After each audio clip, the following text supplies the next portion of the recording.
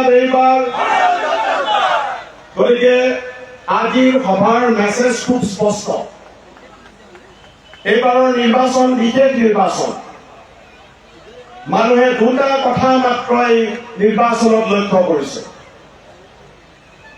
কেন্দ্ৰত নৰেন্দ্ৰ মোদী নেতৃত্বাধীন যি বিজেপি চৰকাৰ তাৰ পতন হ'ব লাগে আৰু এখন নতুন গণতান্ত্ৰিক ধৰ্মনিৰপেক্ষ চৰকাৰ কেন্দ্ৰত প্ৰতিষ্ঠা হ'ব লাগে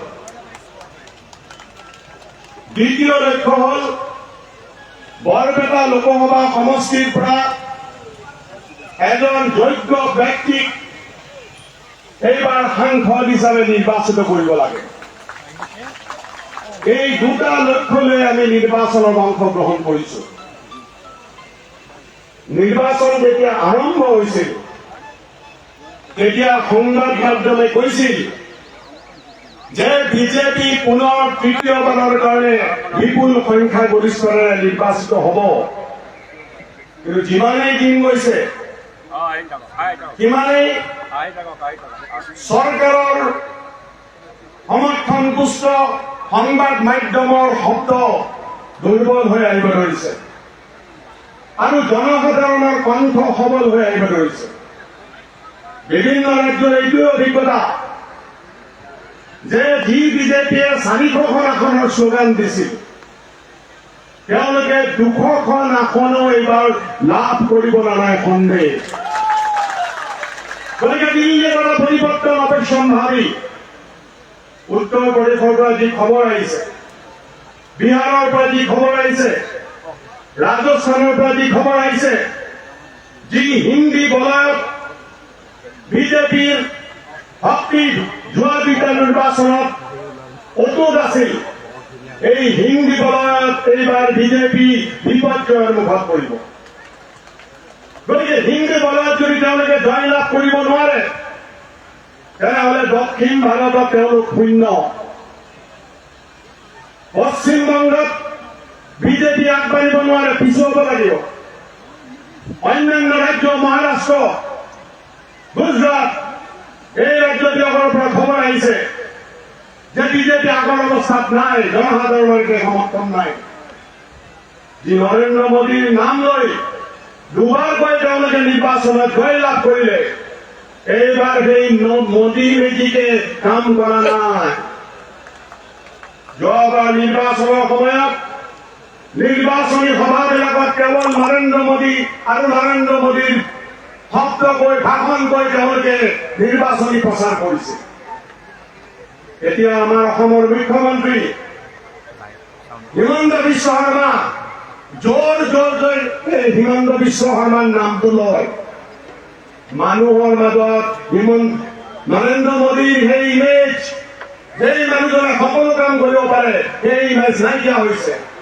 কাৰণ যোৱা 10 বছৰত ভাৰতবৰ্ষৰ মানুহে যিটো যন্ত্ৰণা ভুগিলে মূল্যবৃদ্ধি নিবনুৱা সমস্যা এই সকলোবিলাকৰ মাজতে যিটো যন্ত্ৰণা ভুগিলে এই যন্ত্ৰণাৰ সময়ত বিজেপি আৰু নৰেন্দ্ৰ মোদীয়ে মানুহৰ কাষত থিয় দিয়া নাই তেওঁলোকে থিয় দিছে ভাৰতবৰ্ষৰ আটাইতকৈ ধনী ধনী মানুহবিলাকৰ পক্ষে আৰু কি কৰিছে যিমানেই নিৰ্বাচনত তেওঁলোকে বিপৰ্যয়ৰ সন্মুখীন হৈছে সিমানেই খোদ প্ৰধানমন্ত্ৰী নৰেন্দ্ৰ মোদীয়ে দেশ কৈ সাম্প্ৰদায়িক কথা বাৰ্তা কবলৈ আৰম্ভ কৰিছে উন্নয়নৰ কথা কৈ বিকাশৰ কথা কৈ আৰু মোদীয়ে ভোট ল'ব নোৱাৰে বিজেপিয়ে ভোট ল'ব নোৱাৰে গতিকে কেৱল মুছলমান হিন্দু মুছলমান এই সাম্প্ৰদায়িক প্ৰচাৰেহে মোদীয়ে ভাবিছে যে তেওঁলোকে নিৰ্বাচনত জয়লাভ কৰিব পাৰিব কিন্তু টেঙা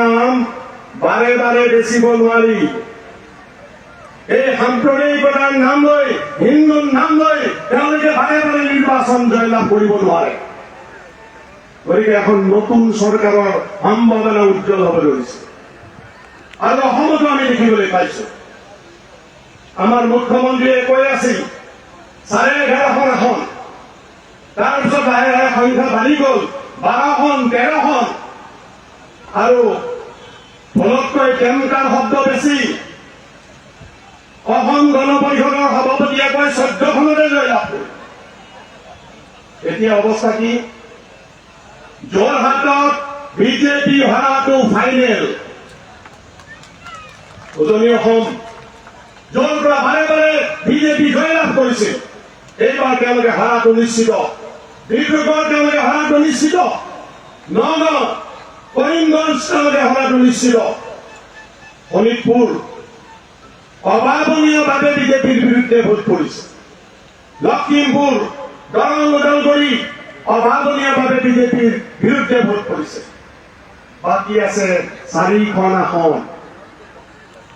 গুৱাহাটী, কোকৰাঝাৰ, ধুবুৰী, 3খন আসনতে বিজেপি এইবাৰ পৰাজিত হ'ব, ইয়াত আৰু কাৰো কোনো সন্দেহ নাই।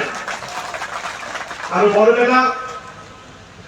বৰপেটা তেওঁলোকে সমষ্টি পুনৰ গঠন কৰিছিল। তেওঁলোকে ভাবিছিল যে বৰপেটা এটা মুছলমান প্ৰধান সমষ্টি, 65% মুছলমান আছে। আমি যদি মুছলমানটো কমাই দিওঁ, তেতিয়াহ'লে আমি বিজেপিয়ে এইটো দখল কৰিব পাৰিম। কমাই দিলে কোনো নিয়ম মানা নাই।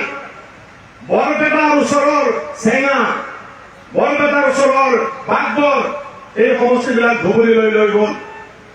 অভয়পুৰী সমষ্টি বেগকৈ হিন্দু মুছলমানক তেওঁলোকে ভাগ কৰিলে, এটা সমষ্টি তেওঁলোকে ধুবুৰীলৈ লৈ গ'ল। কিন্তু ভবা কথা নহয় সিদ্ধি, বাটত আছে কণা বিধি। বিজেপিয়ে ভাবিছিল যে হিন্দু প্ৰধান হলে তেওঁলোকে বৰপেটা সমষ্টি দখল কৰিব পাৰিব। এতিয়া বৰপেটা সমষ্টিত 65% হিন্দু, 35% মুছলমান।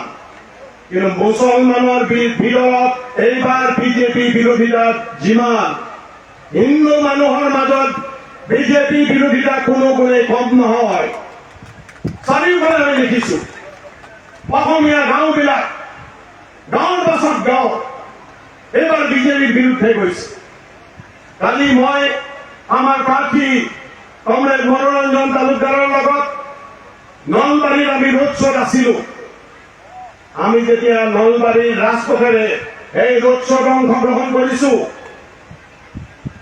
মুকলিভাৱে চিঞৰি চিঞৰি ৰাস্তাৰ কাষৰ মানুহে কৈছে, দাদা চিন্তা নকৰিব, আমি এইবাৰ আপোনাক ভোট দিম। মই দেখা নাই, ময়ো বহু নিৰ্বাচনত অংশগ্ৰহণ কৰিছো বৰপেটাত। 2004 চনত, 2009 চনত, 2014 চনত নিৰ্বাচনী প্ৰচাৰ কাৰ্যত ইয়াত থাকি অংশগ্ৰহণ কৰিছিলো। কোনো দেখা নাই যে মানুহে নিৰ্বাচনৰ আগতে কৈ দিছে মই অমুকক ভোট দিম। এইবাৰৰ চিত্ৰ কি? পাঠশালা, নলবাৰী, বৰপেটা মুকলিভাৱে বহু মানুহে কৈছে যে আমি এইবাৰ মনোৰঞ্জন তালুকদাৰক ভোট দিম। এই অসমীয়াৰ নাম লৈ, খিলঞ্জীয়াৰ নাম লৈ তেওঁলোকে যিবিলাক কাম কৰি আছিল, এইবিলাকত মানুহ অতিষ্ঠ হৈছে। তেওঁলোকে বুজি পাইছে নাম লৈছে খিলঞ্জীয়াৰ, কিন্তু কাম তেওঁলোকৰ খিলঞ্জীয়া নহয়। কাম কাৰ? কাম হৈছে আদানী, কাম হৈছে ৰামদেৱৰ। এই আদানীৰ, আম্বানীৰ, ৰামদেৱৰ কাম কৰাৰ কাৰণে এইখন চৰকাৰ সাধাৰণ মানুহৰ চৰকাৰ নহয়।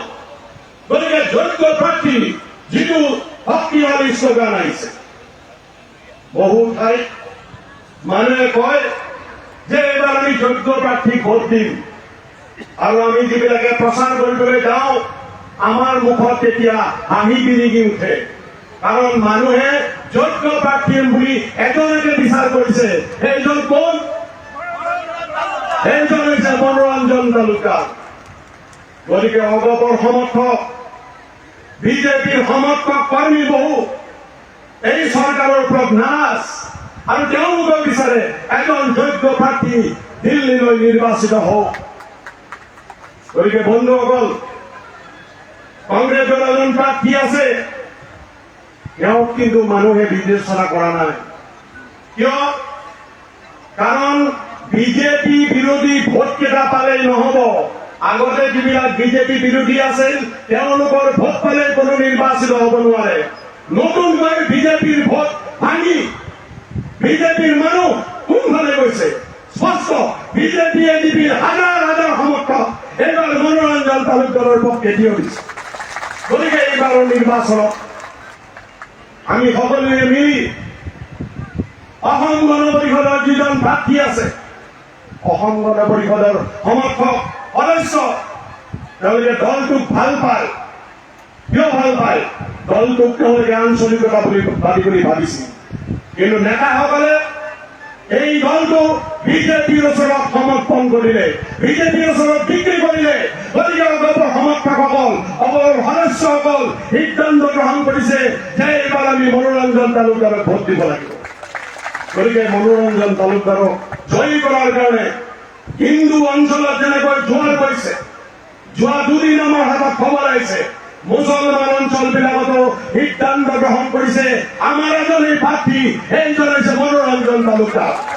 গতিকে ইয়াৰ কাৰণে এই মনোৰঞ্জন তালুকদাৰক যাতে বিপুল ভোটত অসমৰ ভিতৰত বিজেপিক যাতে সৰ্বাধিক ভোটত আমি বৰপেটা সমষ্টিত পৰাজিত কৰিব পাৰো, তাৰ কাৰণে সকলো আগবাঢ়ি আহিব, এই আবেদন জনাই মই মোৰ বক্তব্যৰ সামৰণি কৰিছো।